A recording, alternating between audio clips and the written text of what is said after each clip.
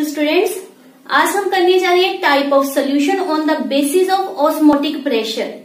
दो सोल्यूशन लेंगे और उनका ऑस्मोटिक प्रेशर चेक किया जाएगा, क्या वो इक्वल है, क्या वो उनमें ऑस्मोटिक प्रेशर ज्यादा है या कम है। उसके बेसिस के ऊपर हम उनको डिफरेंट नेमिंग करते हैं।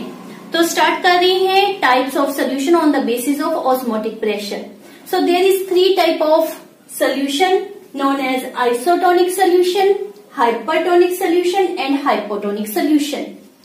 फर्स्ट ऑफ ऑल आइसोटोनिक की हम बात कर रहे हैं। हमने दो सोल्यूशन लिए, दोनों में ऑस्मोटिक प्रेशर इक्वल था। अगर दोनों में इक्वल ऑस्मोटिक प्रेशर हो तो we set them as the isotonic solution. Osmotic pressure आपने किया था, क्या होता है ऑस्मोटिक प्रेशर, थोड़ा सा हम अपने माइंड में लेकर आते हैं। It is a pressure applied on the solution side to prevent the solvent to pass into them through the semi permeable membrane. Very good. तो हमारे पास पाई का फॉर्मूला क्या आया था, इक्वल टू CRT। अगर किसी में पाई मीन्स ऑस्मोटिक प्रेशर सेम है तो इट मीन्स उनमें CV सेम होगा। That means molar concentration of solute। R जो है that is constant। T यहां पर माइंड में रखिए कि जब भी हम कंपैरिजन करते हैं तो टेम्परेचर कांस्टेंट रहता है, तो ये दोनों कांस्टेंट फैक्टर हो गए। इट मीन्स जिसमें ऑस्मोटिक प्रेशर सेम होगा उनमें मोलर कंसंट्रेशन ऑफ सोल्यूट भी सेम होगी। नेक्स्ट है हमारे पास hypertonic solution. So what are hypertonic solution? Hyper means high. तो इफ वन सोल्यूशन में दूसरे के कंपैरिजन हाई ऑस्मोटिक प्रेशर है, high molar concentration of solute है, तो हम उसे क्या कहेंगे, that is hypertonic solution. And इसी तरह से हमारा है हाइपोटोनिक सोल्यूशन। हाइपो वर्ड किसके लिए यूज करते हैं? For the low. तो जिसमें दूसरे के कंपैरिजन लो ऑस्मोटिक प्रेशर है, low molar concentration of solute है, वो क्या आ जाएगा, हाइपोटोनिक सोल्यूशन। अब हम इनको समझेंगे with the help of examples, क्योंकि एग्जाम्पल हमें लर्न करने में, हमें याद रखने में बहुत ज्यादा हेल्प करती हैं। तो फर्स्ट हम एग्जाम्पल लेते हैं for the isotonic solution. Isotonic solution के लिए हम एग्जाम्पल लेते हैं RBC सेल्स। आपको पता है हमारे ब्लड के अंदर क्या प्रेजेंट होते हैं, RBC cells, that is the red blood cells. तो ये let's suppose red blood cells है। रेड ब्लड सेल्स के अंदर जो भी मटेरियल होता है उसको हम नाम क्या देते हैं, that is known as the cell sac. And surprising factor जो फाइंड आउट किया गया, वो क्या फाइंड आउट किया गया, दैट अगर RBC सेल को 0.9% ऑफ NaCl सोल्यूशन में रखा जाए तो ना तो ये सोल्यूशन RBC सेल में जाएगा और ना ही RBC का जो सेल सैप है वो बाहर NaCl सोल्यूशन में आएगा। क्यों? क्योंकि दोनों का ऑस्मोटिक प्रेशर क्या पाया गया, सेम।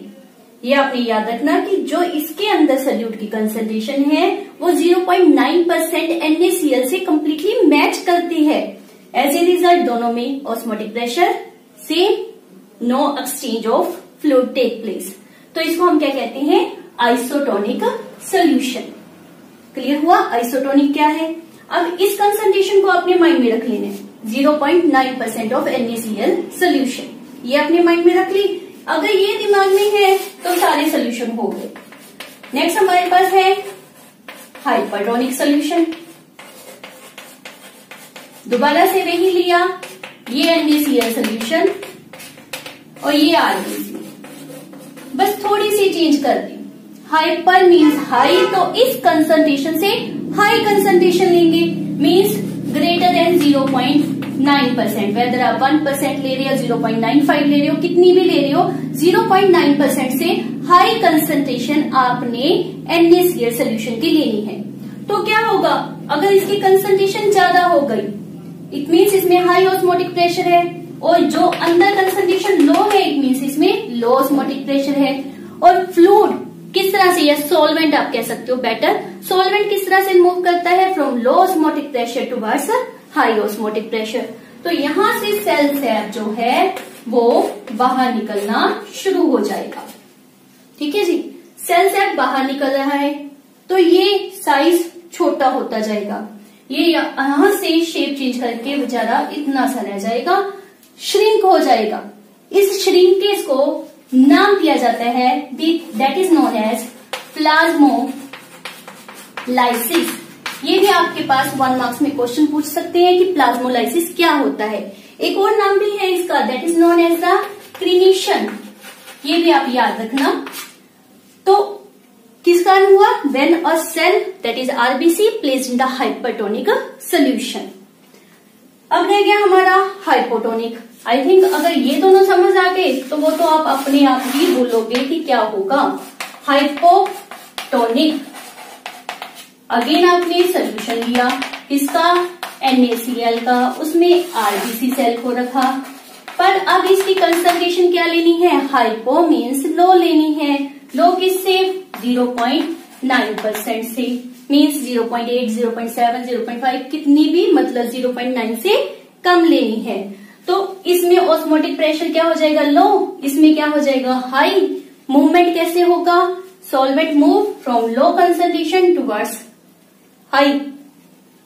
तो movement from low osmotic pressure towards high जल्दी जल्दी होने लग जाता है। अब इसमें इतना सारा सामान, मतलब साल्ट नहीं, you can say liquid enter कर गया, तो यहाँ पर तो प्रेशर क्रिएट हो जाएगा। That pressure is also called as the turgor. ये न्यू टर्म है, ये आपने याद रखनी है। The pressure inside the RBC cell because of the osmosis process is called as turgor. और ऐसी भी कंडीशन आ सकती है कि ये कहे बस अब और नहीं, इसको लिक्विड चाहिए, तो ये किस स्टेज पर आ जाएगा? Rupturing, and this is called as a haemolysis. These are very important concept, haemolysis, plasmolysis, तो ये अपनी माइंड में रखनी है। This is all about the solutions. इससे रिलेटेड आपके पास कभी कह देंगे आरबीसी सेल को रखा है इसमें, कभी कह देंगे एग को रखा है in the salt solution in the water, तो क्या प्रोसेसेस होंगी वही अपने माइंड में रखें कि मूवमेंट कैसे होना है from low osmotic pressure towards the high osmotic pressure, और झट से उन क्वेश्चन के आंसर दे देना। Thank you.